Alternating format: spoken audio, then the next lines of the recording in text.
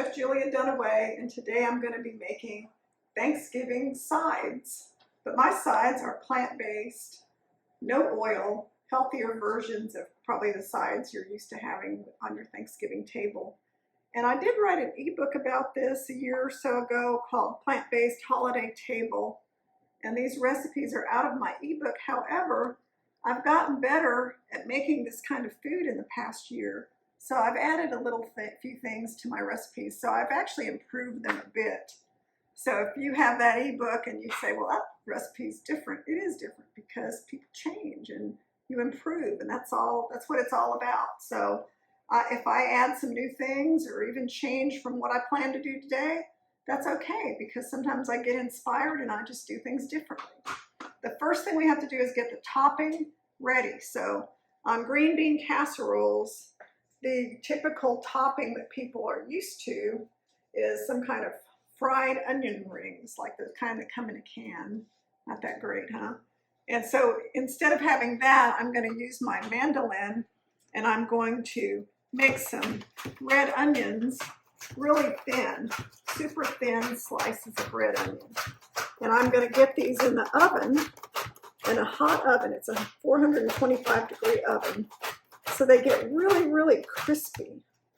And then that becomes my nice topping. Instead of, you know, some kind of processed food, I have this nice fresh topping, okay? I've got my cut-resistant glove on because using these sharp blades, you know what can happen. Better safe than sorry. So cut-resistant is not cut-proof.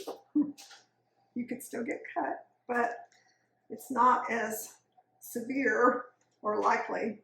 All right, so I'm putting these onions, I'm trying to get them in really thin layers here so that they'll brown. So I'm going to break them up a little bit. And then there's only a couple other steps to this to make them really good. One is spray them with a little water. And the reason for spraying them with water is to get the nutritional yeast to stick on them a little bit. And then I have nutritional yeast. I like this SARI, S-A-R-I brand. It's a non-fortified version of nutritional yeast, which it gives it a better taste. I don't know, some of the original nutritional yeast brands I used back in the beginning had a really strong, almost like a medicinal taste, and those were fortified. To me, they just tasted like vitamins out of the jar.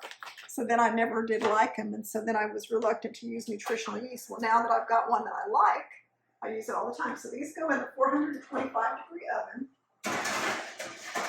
And we only need to put them in there for 10 minutes, but I'm going to turn them at 5 minutes. So I'm going to put my timer on 5 because they will burn pretty fast. We have to be careful, you know, not to burn them. Okay, so we don't need this anymore. I'll get it out of the way. And now we're going to go on to the actual green beans.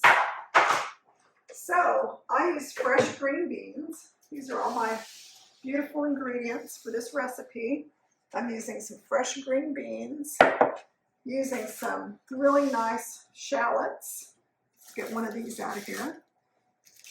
Using some garlic. Got a couple cloves already ready to go. Well, there went one on the floor. We won't use that one. Got some mushrooms. Get another one. So, and this garlic, I'm almost out of this garlic, but my friend Julia Buttermore brought me garlic from Kentucky that her friend grew. And I was so impressed with this garlic that I ordered a bunch of garlic to plant in my garden this year because I did not realize how good homegrown garlic was and what a difference that made in my dishes, especially like roasted garlic. So I have a whole garden bed out here just for garlic. Okay, so I've got some vegetable broth, a couple of cups of vegetable broth, and I use this from the local gourmet grocery store, Central Market. It's really tasty. I know you can make your own, and I make my own quite often, but let's say you're making a bunch of different things for Thanksgiving. Give yourself a break. Use something easy. And I'm going to use almond milk for my recipe today. Normally I use cashew milk, But the reason I'm not using, and I have some here that I made with raw cashews. I have some, but I'm not going to use it. I just made it for something else. But normally I would use the cashew milk in my gravy. But my son is visiting, and he's definitely allergic to cashews. So I'm not going to use the cashews this time. I will use the almond milk. And I've also found that there's a new product, new to me. I didn't know that you can buy cashew milk that doesn't have added sugar or oil. And it actually tastes really good. It only has, it's basically just cashews and water and less than 2% of a couple of things to keep it fresh. But it tastes really good.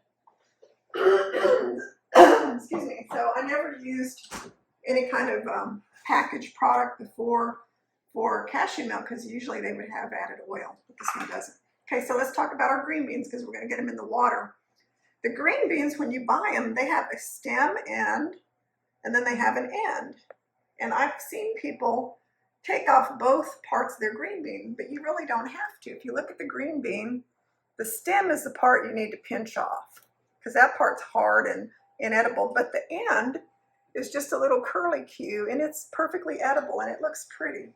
So when you're making your green beans ready to boil, just cut off the stem ends, not the pretty end. Now, do we need to cut these green beans in a bunch of little pieces? You can cut them into, you know, a half or a third or thirds or whatever, but I'm just going to keep them long because I like the way that looks. You might not. So if you want the green beans smaller, make them smaller. I'm going to dump them into boiling water. I've got my spider tool to get them out. And I only want to cook them for 5 minutes because, you know, we're going to cook them some more in the oven. So we definitely don't want the green beans. Get the heat turned up so that it's boiling. We definitely don't want our green beans to be overcooked. And, you know, green vegetables can go from being perfectly cooked to overcooked pretty quickly. So we're going to just cook them for our 5 minutes and they should be fine. I'm going to check on our green onions, our red onions.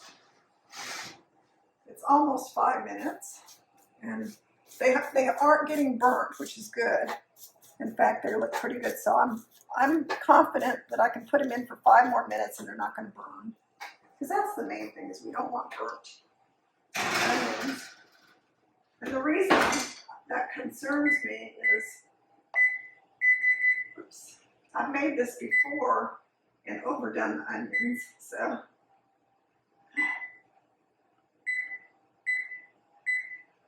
right, time.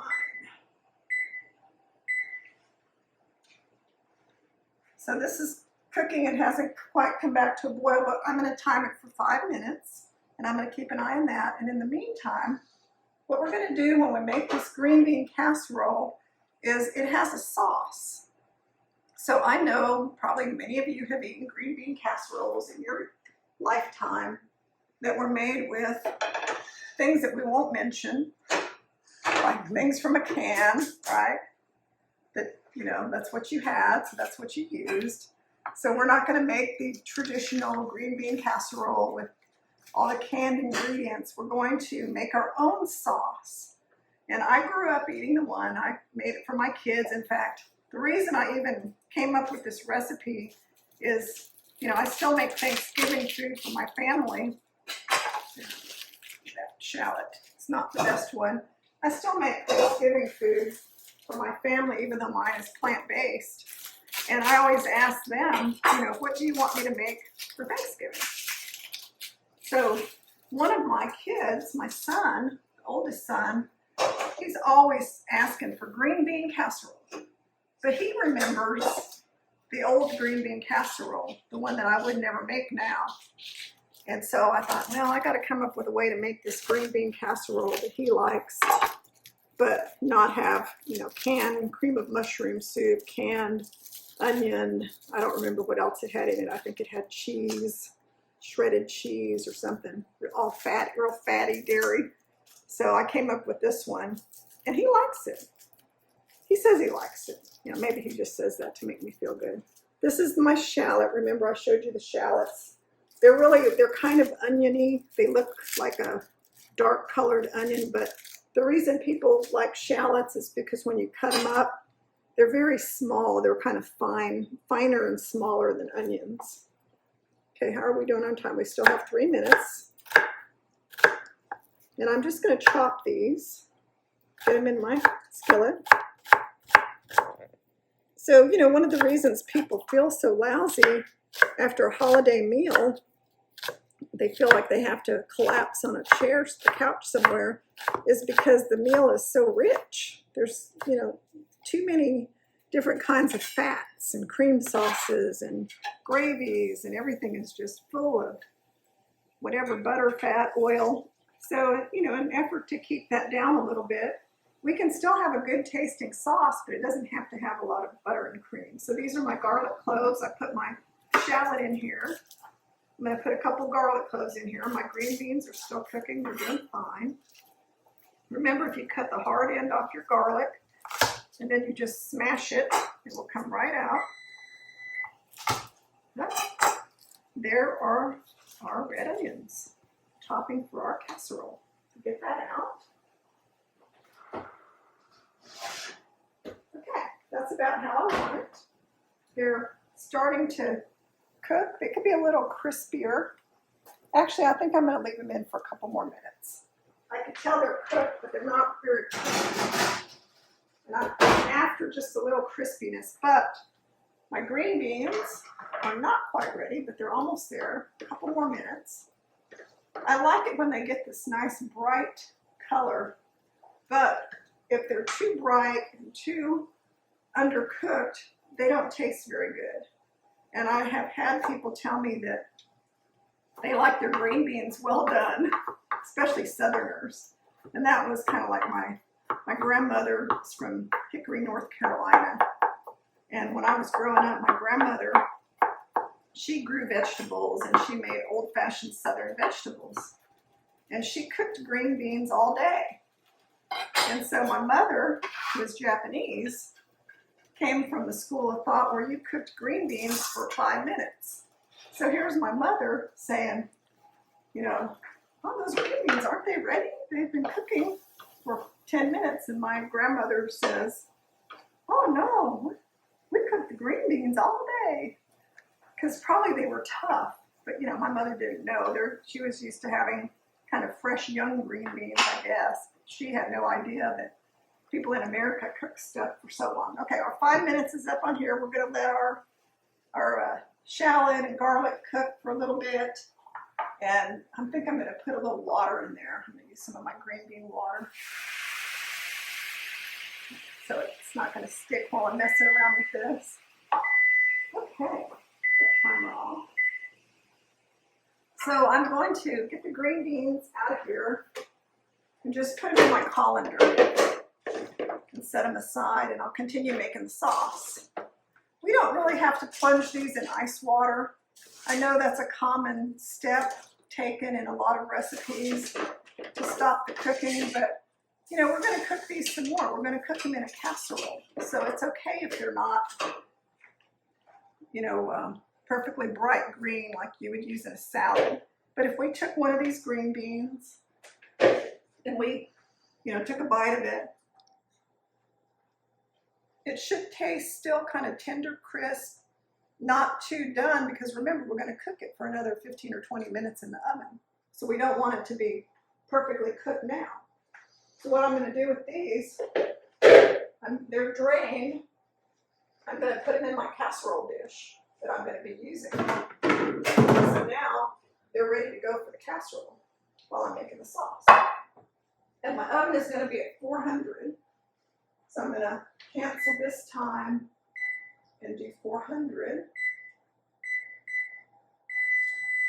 So it will be at the right temperature. Okay, so let's get back to the sauce. I've got my shallot. I've got my 2 garlic cloves. I'm going to throw some mushrooms in here. And these are Cremini mushrooms.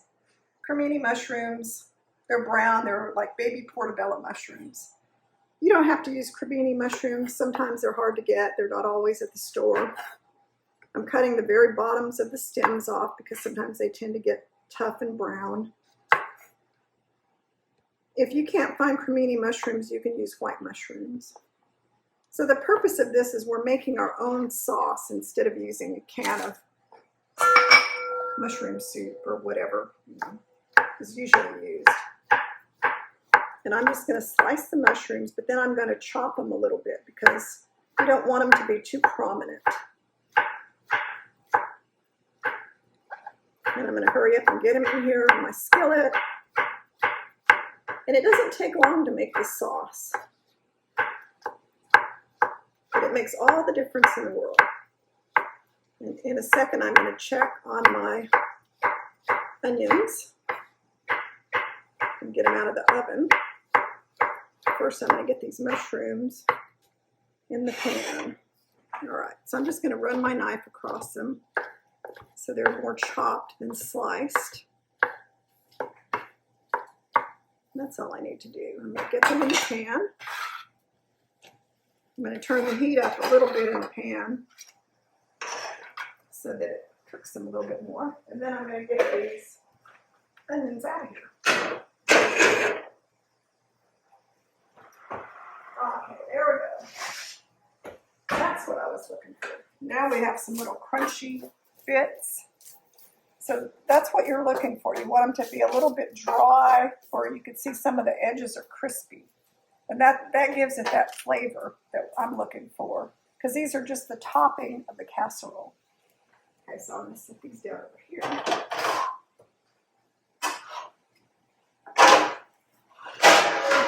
These on last but not least. All right, so let's get our mushrooms going. And we'll get the rest of the ingredients in our sauce. So what are we going to do to season this sauce? Well, first of all, we've got to let our mushrooms cook down until they're nice and brown and softened. Now, we don't need to put oil in here. It's amazing that the more you cook the way I do without oil, the more you realize that oil is really not necessary to brown food. Food has plenty of its own natural waters and sugar in most vegetables that it will cook on its own with nothing more than a good pan, a hot skillet. And like, as you saw me do earlier, if things look like they're getting too hot, starting to stick, you can just put some water in there, and that adds that little needed moisture, just the same thing you would get if you were using oil. The other thing you can use is vegetable broth. But you don't always have vegetable broth sitting around. So if you're like me, I cook like this every day. I don't have vegetable broth sitting there right by my stove. I'll just throw in some water. I always have water. So I'm going to let my mushrooms cook, and then I'm going to continue with the next step, which will be adding all the spices, the flour, and the liquids. And then we'll be done with our sauce and we'll be able to continue on. All right, well, the mushrooms have cooked down quite a bit and they're nice and brown. And I added a little bit of water at some point to keep them from sticking, but not too much. And I did put a lid on my skillet. I had my lid on here for about 5 minutes because I noticed with using oil-free methods of cooking, sometimes it helps to just, after they're browned, to put the lid on to get them cooking. Now I'm going to add 3 tablespoons of flour just to the mushrooms and shallots and garlic. And this is white whole wheat flour.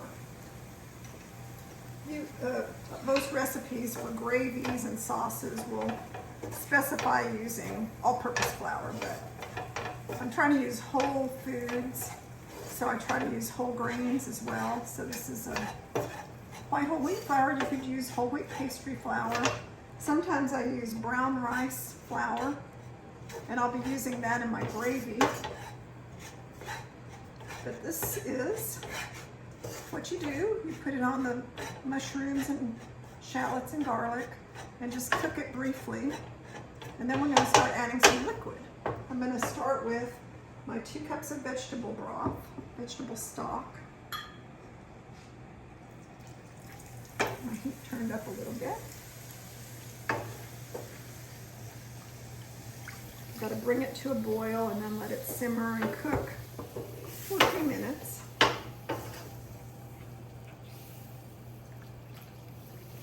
I'm going to get this in here and whisk it with my whisk. I've got a plastic whisk so I don't scratch the bottom of my non-stick pan, which I have done many times with other pans and learned my lesson that they do scratch. All right, so for this step, what I'm going to do is let this come to a boil and let it simmer with the mushrooms for a few minutes, maybe about 5 minutes. And then we'll create the rest of our sauce. But while this is going on, again, I'm going to go through the rest of this recipe very quickly and the different options we have. So I talked about it earlier that we could add any kind of cream to this, the vegetable broth base. So in this case, today I'm going to be adding some almond milk. And I think I'm only going to use about a cup because I don't want the flavor of the almond milk to be predominant. I want the flavor of the almond milk to be kind of less prominent than the vegetable broth. But this kind of recipe is open to, lots of different versions. So let's say that you're a cream sauce person and you really like cream sauce a lot. And you don't really want it to be the color of the vegetables, because the way I'm making it today, it's going to be very, very light colored. It's not going to look that creamy. But I have made it before using cashew cream, cashew milk. And so if you look at my cashew cream, the cashew cream is really, this is kind of a thick cashew milk cream that I made. And how I made this is I took 2 cups of raw cashews, and I buy these raw cashews at Costco. You can order them online too, but I get them at Costco there. And you have to look to make sure they're unsalted and unroasted. That means they're raw. They don't say raw cashews on there. But they also have roasted cashews, salted cashews, and all that. And then I just take these and soak them in water for a period of time, at least 30 minutes. And to make the cashew cream, basically I just take whatever amount of cashews I feel like using, a cup of cashews to about a half a cup of water. And then I just blitz it in my Vitamix blender. And that gives me that nice cashew cream. I could use that for a lot of different things. I could use that in salad dressing. I could add it to my mashed potatoes today. I could add it to my sauce here. I could add it to a lot of things, but remember, I said earlier, I'm not going to use it today, but I'm telling you about this because most people do prefer the creaminess from the cashew cream. They would rather use that than use almond milk. Almond milk tastes pretty good, but it does, it is almond milk, so it does have more of a taste of almonds. And when you're cooking with almonds, to me, they tend to be a little sweeter than cashews, where I find the cashews to be more flavorless. So my gravy is starting to come to a simmer or boil. I want it to really come to a boil and develop a little bit more thickness before we go on to the next step. All right, so after letting this cook for a few minutes, I'd say about 5 minutes, a little bit longer, you can see that it's thickened up to a nice consistency. I did have to add a little more flour. And how I added flour is I couldn't just throw flour in the sauce because then it'll just be a bunch of lumps. So you have to create a little bit of a slurry, which means you take some water. I took 1/4 cup of water and added a tablespoon of flour and mixed it up, and then I added it. And that way I was able to thicken it lump-free. So now I'm going to add some almond milk. I'm not going to add all of the almond milk. I'm only going to add enough to give it the creamy color that I want. So this is probably more like 1/2 cup of almond milk. And then I'm going to add some of the seasonings because I don't want it to be overpowered by the taste of almond milk, basically. And I'm going to let it continue to cook. So I've got a bunch of other ingredients here. I'm going to put about a teaspoon of fresh lemon juice in here. That gives it a little brightness. And of course we can put freshly ground pepper and salt. taste. I love pepper, so I'm always going to put pepper, and freshly ground pepper is much better than pepper in a pepper shaker is usually not that fresh. So I've got that in there, and then we can add whatever we want in terms of different kinds of herbs or spices. I'm going to add some thyme. I'm only going to add a half a teaspoon of these different spices, herbs, half a teaspoon of sage,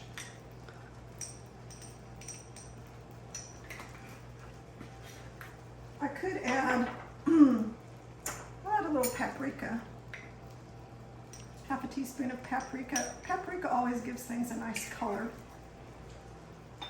And then tamari soy sauce, low sodium soy sauce, a little dash of that is probably like half a teaspoon.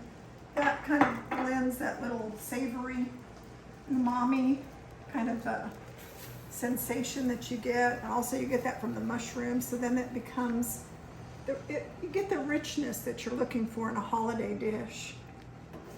We could also add ground rosemary. And I don't think I have any here. I thought I had some out. Hold on, yeah, I have some over here. I have a little rosemary. I think that would be a nice touch. So I'll add a half a teaspoon of rosemary. But again, you can add whatever you like. There's no flavor profile that is preferred. It's just up to you. I like a lot of variety, but you can see it's now nice and thick. And all we have to do now is take this beautiful sauce and pour it over our green beans. But if you could see the sauce, you taste your sauce, and I've tasted it many times, but the sauce itself has a really good taste. Now this sauce is not going to be, the green beans are not going to be swimming in this sauce. They're not supposed to be. It's a sauce. It's not, it's not supposed to be like a thing where the sauce has got more content than the vegetables. And we're not going to cook this in the oven for a long, long time. It's only going to be in here. It's only going to be in the oven for 15 to 20 minutes. Now, would you cook this way ahead of time and reheat it? I say no, because a lot of whole food plant-based no oil dishes, they taste better when they're freshly prepared because they don't have processed ingredients. I'm putting these, remember we made the red onion topping earlier by getting them nice and crispy in the oven. So we're sprinkling those on top. So if you let this sit around, of course you could cook the green beans ahead and have those ready. You could make your sauce ahead and have it ready, but I would not assemble it until right before you're going to eat it. Heat the sauce back up, put your cooked green beans in your casserole dish, and then put your sauce on it that you've warmed up, because remember, if you've done it ahead, your green beans are not going to be hot. And then you get it in here, and we're going to put it in here for our, I'm going to put it for 15 minutes at 400 degrees, and it'll be done. So I would say if you're making this for your Thanksgiving meal, be sure and make it fresh, or do it like I said and make all the components and then get it in there. So we're making, this is about Thanksgiving sides, so the next side is going to be our mashed potatoes. So we're going to go on to the next step. So while the green bean casserole is cooking, we can start making our mashed potatoes. And I wanted to show you that I'm using organic Yukon Gold potatoes. These are beautiful, large potatoes. And I'm going to be peeling them. I know some people like to use them without the peel, but I like to use the unpeeled potatoes, because I don't really like the little peels in my mashed potatoes, especially the whole food plant-based no oil version, because it's not the same level of richness that you get in regular potatoes. So I think the skins would be an unwelcome addition. So what I'm going to do after I've got them all peeled is I'm going to cut them into kind of smallish pieces. They don't have to be tiny, but if they're cut into great big huge chunks, they'll take forever to cook. So they're about, say, 1-inch pieces. I'm going to do that with all of these potatoes, and then we'll move on to the next step. All right, the potatoes are cooking. I've cut them all up, got them in my boiling water, brought the water to a boil.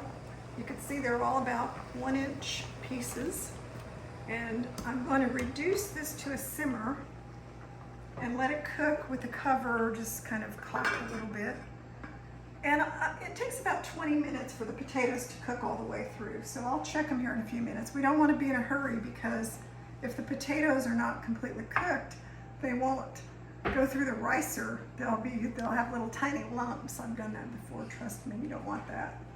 That's how I know. Okay, I've got my skillet heating up here for my gravy, and I do want to show you that the green bean casserole did come out of the oven, and it looks very good. You can't really see the sauce, but it's over here. You can see a piece that's in the sauce. The sauce is nice and rich looking, and I know it's going to taste good, and the red onions got a little bit more brown, which to me looks appetizing. So gravy. I remember making gravy on Thanksgiving. I was the gravy person. I'm going to throw in, it's about half a cup of onions I've chopped up. So my gravy is going to be a little different. Got my onions, little celery, it's like 1 rib of celery, and I'm going to throw in some mushrooms. This is like a cup of, not even a cup, let's say a little bit over a half a cup of Cremini mushrooms. So I know that's not your typical start to making gravy, but that's what we're going to do. We're going to create something here. This is not going to be in the gravy. These ingredients are not going to be in our gravy. We're creating the base for our gravy. So this is all going to cook down and become part of the sauce of our gravy. And we're going to get this done while our potatoes are cooking. So when I made gravy for the family, my father, he was an Army sergeant at first, and then he became a warrant officer, but he was in charge of all the mess halls on a big Army post in California. So everything he made was, my mother and I called it Army style, meaning it was in huge volumes because he was used to cooking for the Army. And he was real big on making gravy. And I do remember we started with a lot of fat. It was always just fat and flour. We didn't start with vegetables on his type of gravy. And then we added meat stock, and he always wanted to add, things like giblets from the turkey. So, it was very rich gravy, nothing like what I would eat now. But my mother's complaint was always that he put too much pepper in his food. So I don't know what this is about people in the Army, but she would always say, people in the Army, they eat so much salt and pepper on everything, because she's Japanese, and in Japan they didn't use black pepper on their food. It was they use like a red pepper on a few things, but black pepper is not an ingredient you find in Japanese food, so she just despised his different versions of stuffing and gravy and holiday food in general, because to her it was way too peppery. So now what I'm going to do is I've got to let these vegetables cook down, and then I'm going to add some more vegetable stock to the vegetables, and then we'll go on to the next step.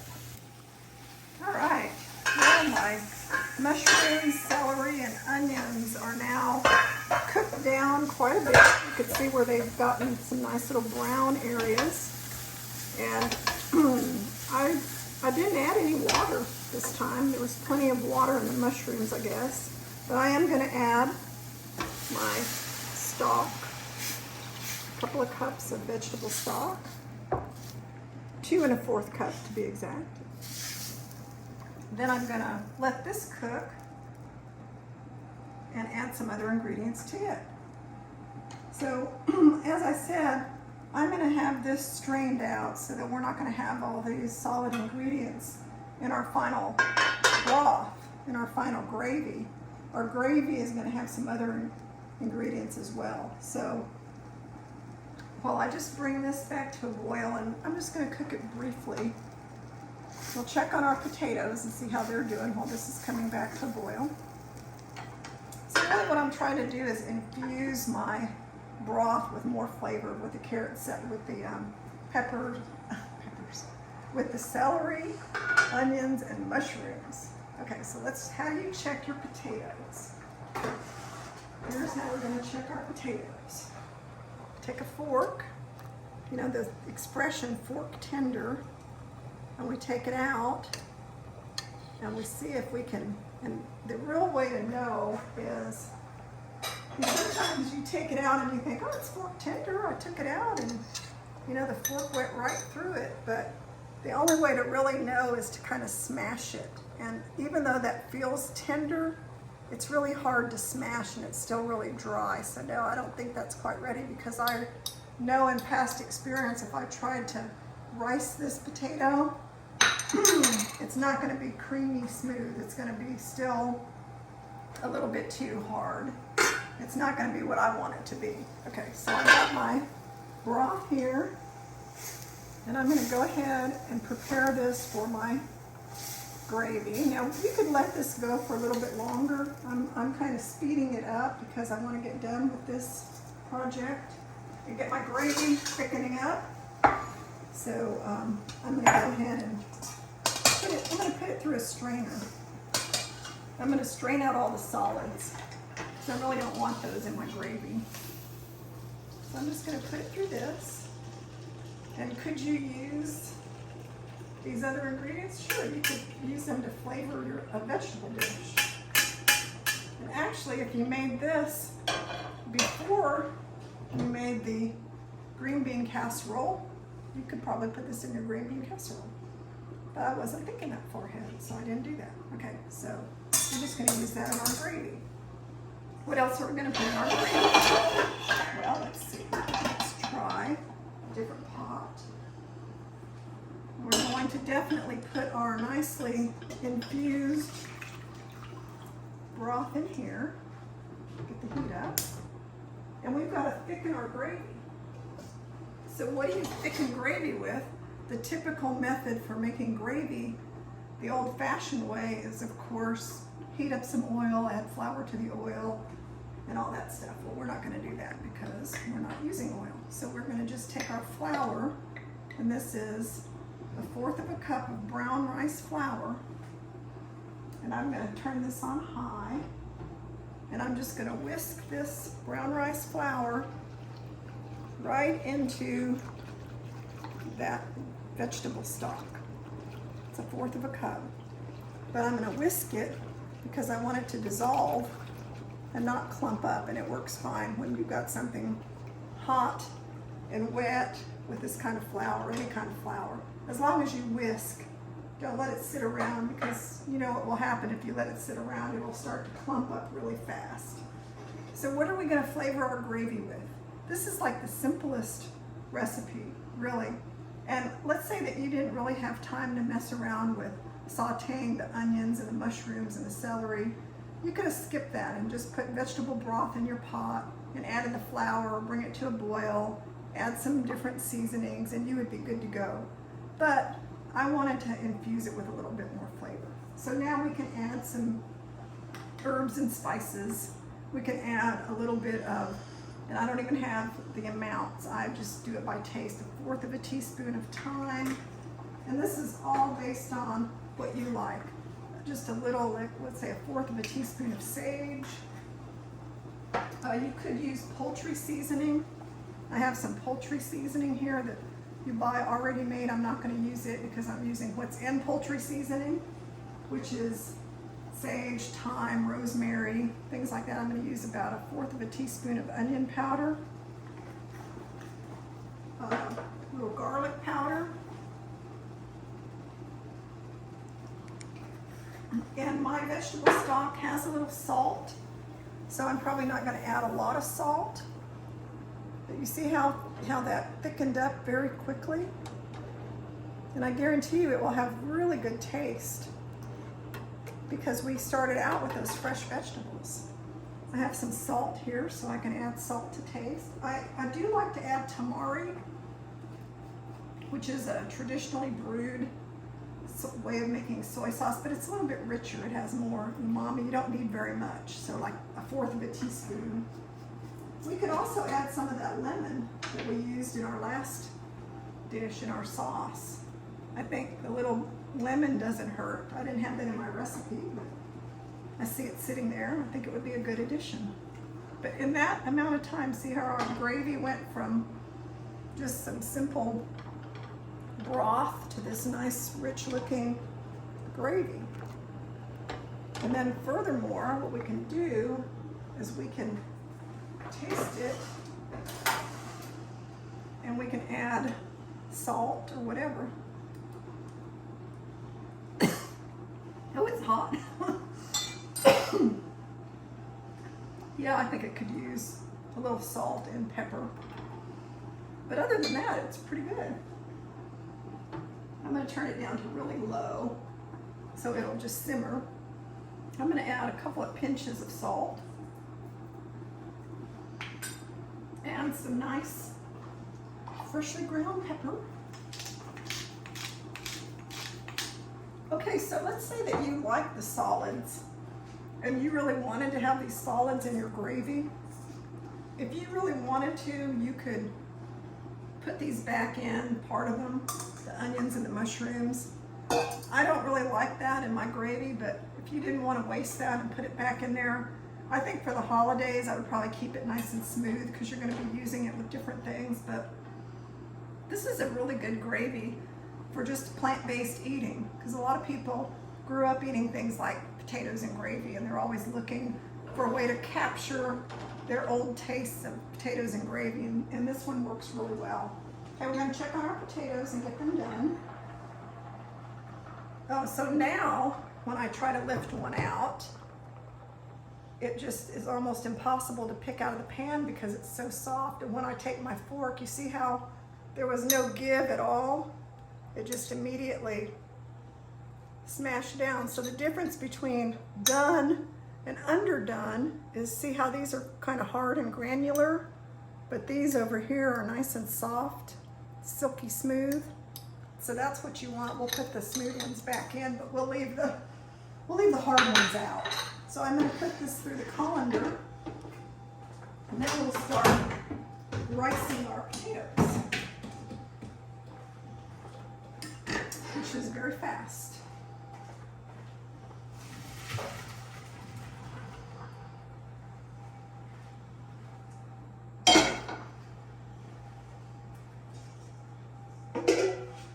So the ricing procedure is pretty simple, but it does take a little time to do it.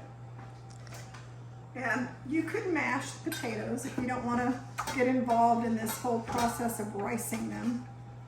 You know, back before I did this, I used to do it the traditional way and, you know, take a potato masher and mash them. But what I discovered was ricing them produced such a nice, smooth, silky texture to the potatoes. So then I started doing that, and everybody liked them this way. So then I kind of was stuck doing it this way.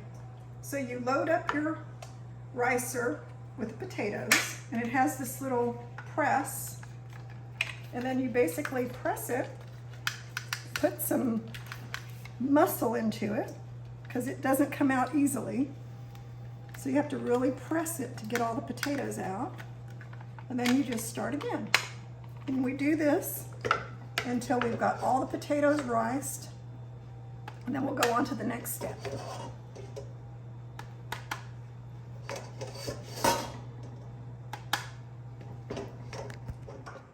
So I have all the potatoes riced, and they're nice and fluffy. I did remove some of them because, as I said earlier, my son is visiting and he doesn't eat cashews, and I decided I would take some out and I'll put almond milk in his.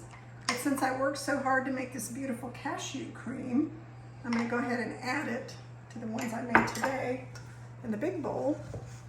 So I told you earlier about the cashew milk or cashew cream. If it's too thick, we can add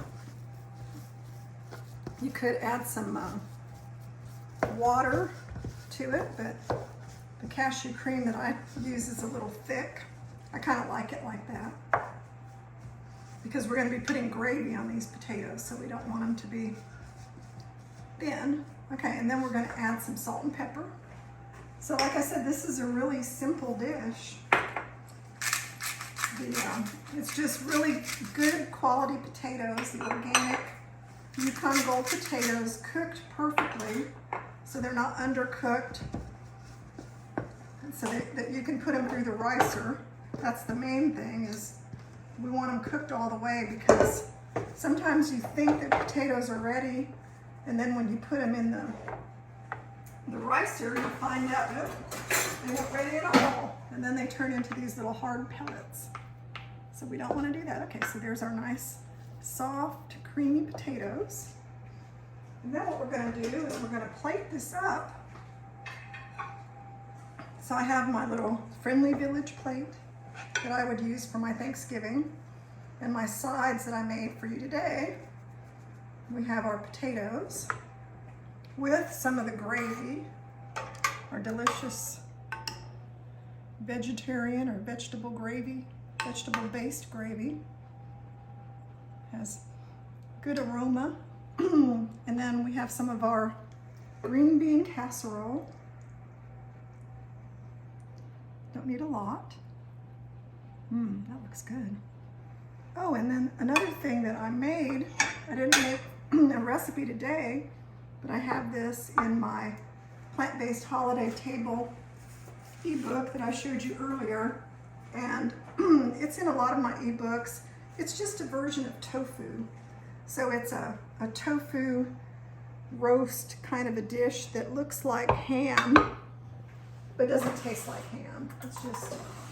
It's got a maple syrup and Dijon mustard glaze on the top of it, so it makes it look kind of festive.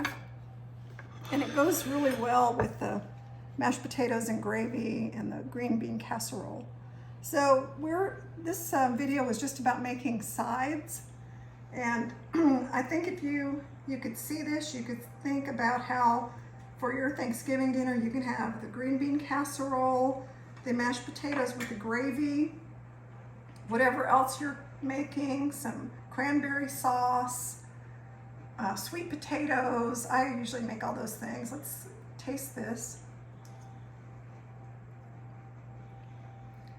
To me, that tastes every bit as good as what I remember of the holiday foods that I grew up eating. My taste buds are more geared toward this kind of eating now, so to me it tastes really rich and special.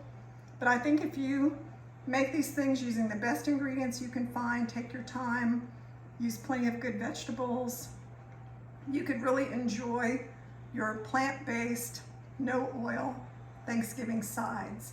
So I hope you make these, and let me know if you do, and follow me on Facebook, Instagram, subscribe to my channel. I will probably be making some more holiday dishes here soon. So thank you very much for watching, and hope you enjoyed this. Bye-bye.